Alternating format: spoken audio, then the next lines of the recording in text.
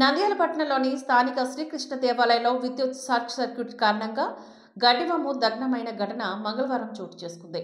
ఈ విషయం తెలుసుకున్న టీడీపీ జిల్లా ప్రధాన కార్యదర్శి ఎన్ఎండి ఫిరోజ్, టీడీపీ మాజీ కౌన్సిలర్ వాకా శివశంకర్, టీడీపీ నాయకులు కాలిపోయిన గడ్డివామును పరిశీలించారు.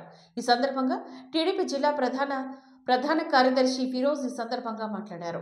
నంద్యాల పట్టణంలోని శ్రీకృష్ణ దేవాలయంలో విద్యుత్ షార్ట్ సర్క్యూట్ కారణంగా ఓ గడ్డివాము కాలిపోవడం పట్ల జరిగిందని చెప్పారు. ఇక్కడ గోశాల ఉందని, కాలిపోయిన గడ్డివాము నష్టపరిహారాన్ని మేము అందజేస్తామని తెలియజేశారు. మాకు ఇమీడియట్ న్యూస్ వచ్చింది.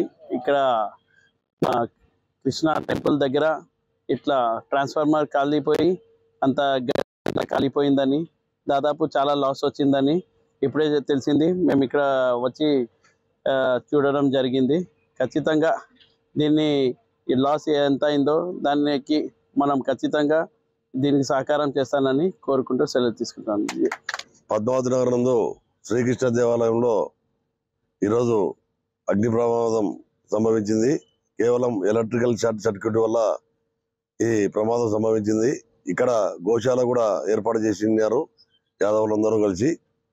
ఈ టెంపుల్ను ఇక్కడ ఏర్పాటు చేయడానికి మన మాజీ ముఖ్యమంత్రి వర్యులు నారా చంద్రబాబు నాయుడు గారు, అలాగే ఎన్ఎండి ఫరూక్ గారు, భూమా కుటుంబము అందరూ కలిసి ఈ టెంపుల్ ఏర్పాటు చేయడానికి అందరూ సహకరించారు.